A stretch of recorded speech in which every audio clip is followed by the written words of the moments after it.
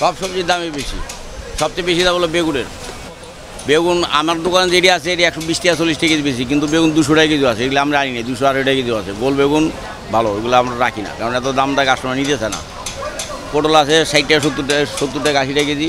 চিচিঙ্গা আছে 70 টাকা 60 টাকা কেজি। লাউ আছে একটা 70-80 টাকা পিস। হ্যাঁ, বাড়তি সব মালের দাম বেশি, একটা দাম।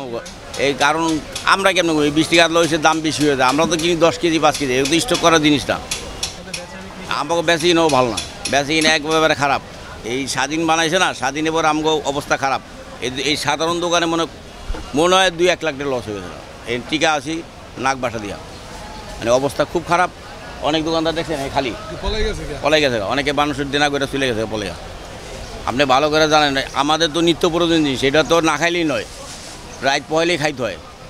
আর কাপড় বিলাসিতা কাপড় দোকান আলো অনেক সময় দুপুরবেলা সাইডই করতে হয় না, অনেক দোকানদার গেছে।